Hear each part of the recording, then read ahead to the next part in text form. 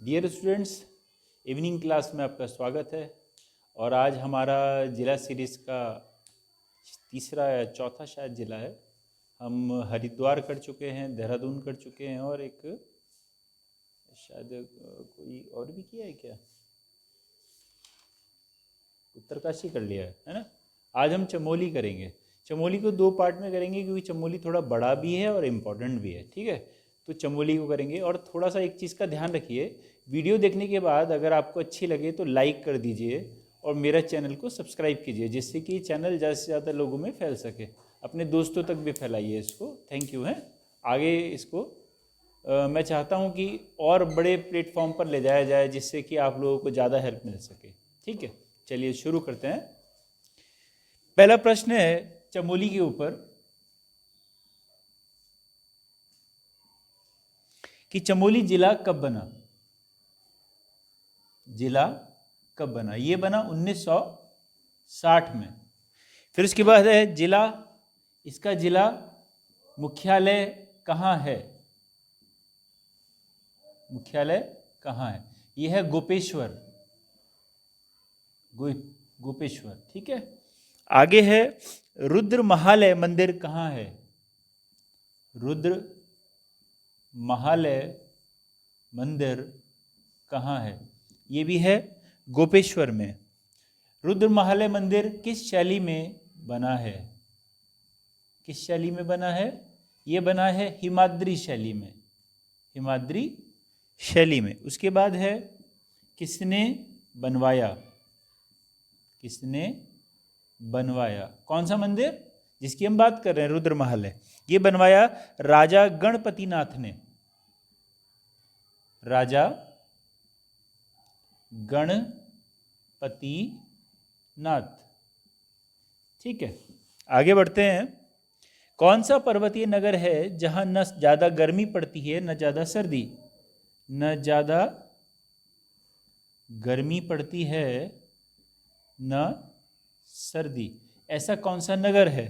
तो वो है गोपेश्वर। गोपेश्वर।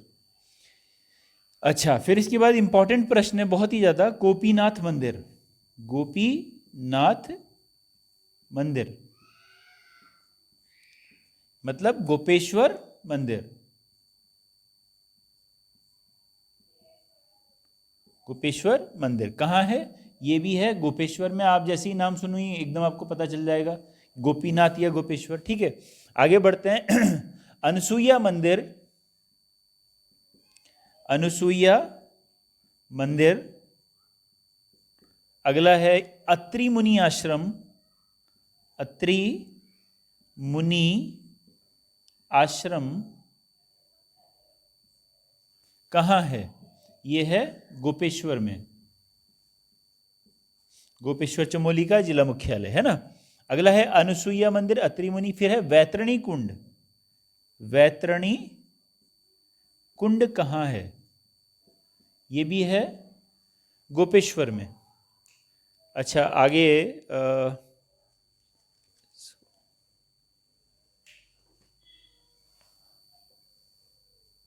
इसको मिटा देता हूं मैं। ठीक है, आप जल्दी जल्दी लिखा कीजिए और साथ में इसको या तो स्क्रीनशॉट ले लीजिए और बाद में उतार लीजिए, एक बार देख लीजिए, आपका रिवीजन भी हो जाएगा। मैंने कोई भी प्रश्न छोड़ा नहीं है, कोई भी प्रश्न। फिर आगे लिखते हैं बद्रीनाथ।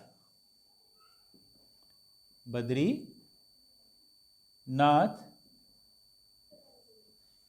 इनको विशाल बद्री भी कहते हैं, बद्री विशाल भी कहते हैं ना। बद्री विशाल भी कहा जाता है, भी कहा जाता है। ये इंपॉर्टेंट है। किस जिले में है? किस जिले में है? यह है चमोली जिले में। चमोली जिले में। इसके आगे है इसकी ऊंचाई कितनी है? मोस्ट इंपॉर्टेंट प्रश्न है। 3133 मीटर। देखिए, चारों के चारों धाम हैं, उनकी ऊंचाई आपको पता होनी चाहिए, क्योंकि वो क्रम में लगाने के लिए कभी भी दे सकता है आपको। या ये पूछ सकता है सबसे ऊंचा जैसे केदारनाथ, सबसे नीचा कौन सा है। तो ये सारी चीज़ें पूछी जा सकती हैं आपसे, लेकिन आपको क्रम में लगाया आना चाहिए। वो कब आएगा? जब आपको सबकी ऊंचाई पता होगी। ठीक है, तो ये ऊंचाई है बद्रीनाथ की। अच्छा, हमारे यहाँ 2 धाम ऐसे हैं जहाँ पर सीधा गाड़ी से पहुँचा जा सकता है, बद्रीनाथ और गंगोत्री, और 2 धाम ऐसे हैं जहाँ पर चढ़ाई करके यमुनोत्री और केदारनाथ। ठीक है, आगे बढ़ते हैं। इसमें हम महाभारत तथा पुराणों में बद्रीनाथ का क्या नाम है? महाभारत व पुराणों में बद्रीनाथ को क्या कहते हैं? ये बहुत सारे नाम हैं। मुक्तिप्रदा, ऐसे पूछ सकता है, निम्न में से कौन सा नाम बद्रीनाथ का नहीं है, इस तरह से भी आ सकता है। योग सिद्धा, योग सिद्धा, बद्रिका आश्रम,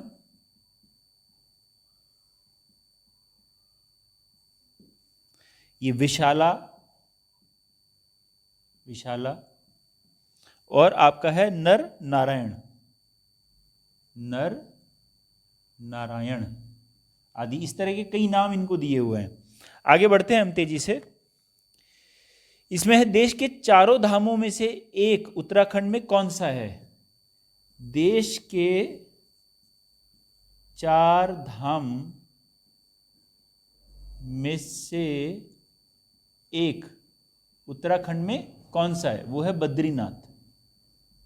ये प्रश्न पूछा जा चुका है, और ऐसा भी पूछा जा चुका है कि 12 ज्योतिर्लिंगों में से कौन सा ज्योतिर्लिंग यहाँ पर है? वो ज्योतिर्लिंग है केदारनाथ। ठीक है, अलग अलग प्रश्न है दोनों। 4 धामों में से एक धाम है बद्रीनाथ। आगे लिखेंगे, बद्रीनाथ किन पर्वतों के पार्श्व में है?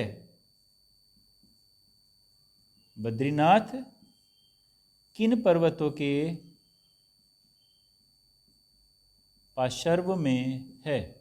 यह है नर व नारायण। ठीक, आगे बढ़ते हैं।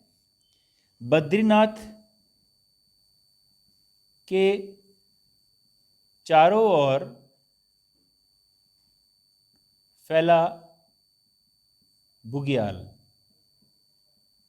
बुग्याल कौन सा है? बुग्याल वो उसको बोलते हैं कैला, कैला बुग्याल है। ठीक है, और ऋषिगंगा नदी वहां पे मिलती भी है, बद्री वहां पे अलकनंदा से, है ना। आगे बढ़ते हैं। बद्री वन कहाँ है? बद्री वन, बद्री वन कहाँ है? बद्रीनाथ, ये तो आप आसानी से लगा सकते हो अगर पेपर में आ भी गए, है ना।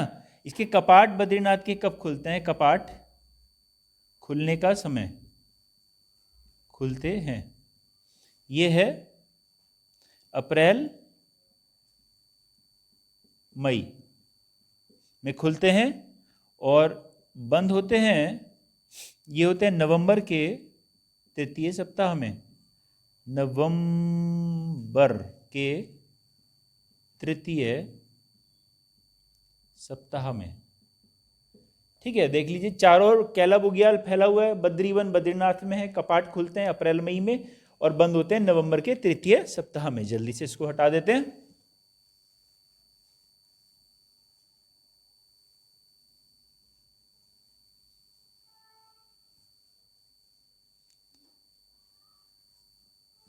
आगे बढ़ते हैं। बद्रीनाथ मंदिर के पुजारी कौन होता है ना? बद्रीनाथ मंदिर का पुजारी रावल कहा जाता है वैसे तो उसको, लेकिन कौन होते हैं वो होते हैं दक्षिण भारत के मालाबाद क्षेत्र। ये मालाबाद क्षेत्र शंकराचार्य जी से संबंधित है। मालाबाद क्षेत्र के रावल, ठीक है। ये कौन होते हैं? ये शंकराचार्य जी के वंशज हैं, शंकराचार्य के वंशज होते हैं, उन्हीं को यहाँ पे रावल कहा जाता है, और बद्रीनाथ में पूजा अर्चना का कार्य यही करते हैं। आगे है, बद्रीनाथ मंदिर कितने भागों में बटा है? बद्रीनाथ मंदिर कितने भागों में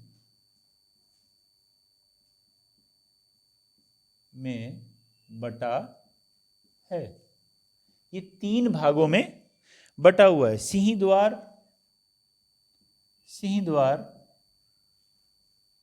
मंडल और गर्भ ग्रह, ये 3 भाग हैं, ठीक है जी। अच्छा, गर्भगृह उसे कहते हैं जहां पर भगवान की मुख्य मूर्ति रखी हुई होती है, ठीक है। उसको शंकराचार्य जी ने नारद कुंड में से निकाला था, जो कि थोड़ी टूटी हुई थी, खंडित मूर्ति थी, और काले रंग के पत्थर के भगवान थे। उनको स्थापित शंकराचार्य जी ने फिर वहां पर करवा दिया था बद्रीनाथ में। अच्छा, आगे बढ़ते हैं। मंदिर का निर्माण किसके शासनकाल में हुआ? मंदिर का निर्माण किसके शासनकाल में हुआ? संभवतः आज अजयपाल के शासनकाल में, ठीक है। आज अजयपाल के शासनकाल में हुआ। मंदिर को पूर्ण भव्य बनाने का श्रेय किसे जाता है? ये जाता है कत्यूरियों को, कत्यूरियों को, ठीक है जी। ये ध्यान रखेंगे, इंपॉर्टेंट प्रश्न है ये। अच्छा, यह मंदिर किस शैली में बना है?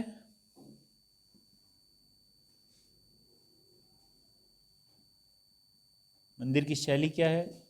मंदिर की शैली है ना, शंकुधारी, शंकुधारी शैली, ठीक है। और ये जो मंदिर है 15 मीटर ऊंचा है, ऊंचाई, ठीक है। आगे बढ़ते हैं। तप्त कुंड, तप्त कुंड, नारद कुंड, सत्यपथ कुंड,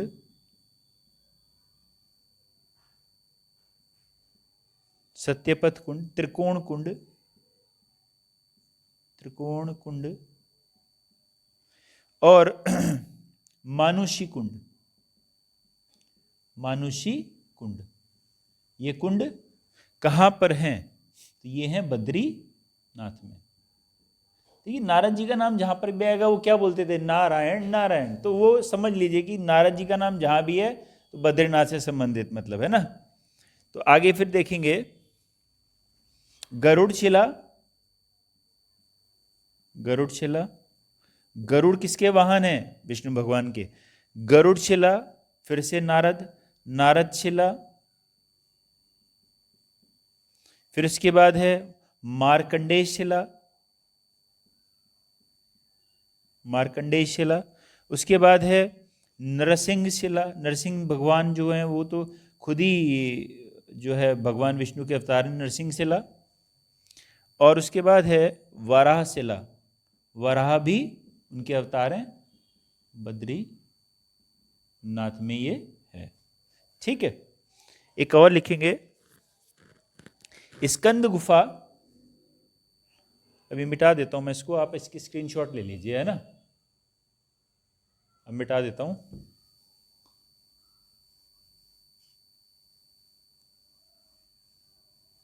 चमोली थोड़ा सा ज़्यादा है और ज़्यादा घुमावदार भी है, बहुत सारी जगहें यहाँ पर हैं। लिखेंगे स्कंद गुफा, राम गुफा, स्कंद गुफा, राम गुफा, ठीक है। गरुड़ शिला, गरुड़ शिला गुफा,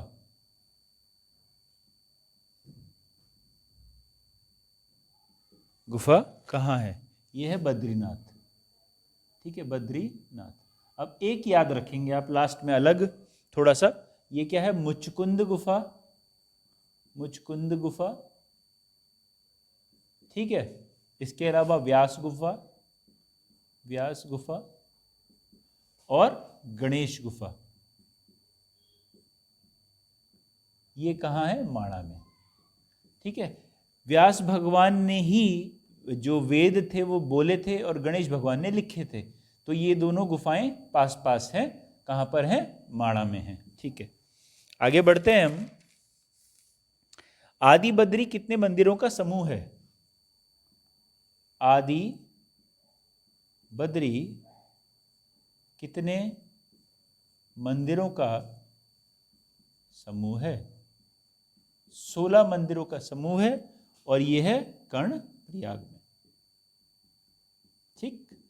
आगे बढ़ते हैं। भविष्य बद्री कहाँ है? भविष्य बद्री कहाँ है? भविष्य बद्री है जोशीमठ, जोशीमठ में। आगे बढ़ते हैं। वृद्ध बद्री, बद्री या पहली बद्री? वृद्ध बद्री या पहली बद्री, इसको पहली बद्री भी कहा जाता है। पहली बद्री कहाँ है? तो आपका ये आ जाएगा अनीमठ, अनीमठ जो कि है जोशीमठ में। अब ऐसे भी प्रश्न पूछा जा सकता है कि अनीमठ कहाँ है ना, खाली ये पूछ लिया, तो अनीमठ जो है जोशीमठ में। आगे लिखेंगे योग ध्यान बद्री, जो 5 बद्री हैं उनके बारे में लिखा जा रहा है। योग ध्यान बद्री, योग ध्यान बद्री कहाँ है? पांडुकेश्वर,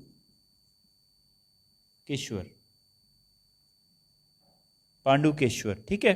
पांडवशिला कहाँ है? पांडवशिला कहाँ है? पांडुकेश्वर। कौन से केदार चमोली में है? कौन से केदार चमोली में है? 2 केदार चमोली में है। एक तो है रुद्रनाथ, रुद्रनाथ जिसमें कि मुख की पूजा होती है। एक है कल्पेश्वर जिसमें बालों की, केश की पूजा, कल्पेश्वर। ये जो 2 केदार हैं ये चमोली में है। बाकी के जो 3 हैं, ठीक है, वो कहाँ है? रुद्रप्रयाग में। तो आप इसको अच्छे से याद रखेंगे, इसमें कंफ्यूजन नहीं होना चाहिए। मैं मिटा रहा हूं इसको।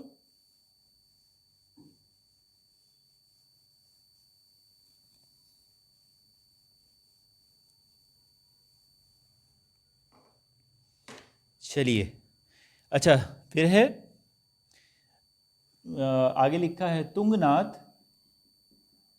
केदारनाथ, तुंगनाथ, केदारनाथ, मदमहेश्वर। ये कहाँ है? रुद्रप्रयाग। ये रुद्रप्रयाग में। तुंगनाथ में किसकी पूजा? भुजाओं की। केदारनाथ में कुबड़ की। और मदमहेश्वर में नाभि की। ठीक है, आगे बढ़ते हैं। पितृ तीर्थ के रूप में किसे जाना जाता है? पितृ तीर्थ के रूप में किस केदार को जाना जाता है? तो ये है रुद्रनाथ, क्योंकि रुद्र, रुद्र मतलब गुस्सा, गुस्सा गुस्सा गुस्सा कौन करते हैं? पिताजी। पितृ तीर्थ, ये इस तरह से याद रख सकते हैं आप, है ना। और इसमें जो है रुद्रनाथ जो है ये ब्रह्म कमल के लिए भी प्रसिद्ध है, काफी ब्रह्म कमल के लिए बहुत ज्यादा प्रसिद्ध है। कौन सा केदार शीतकाल में बंद नहीं होता? कौन सा केदार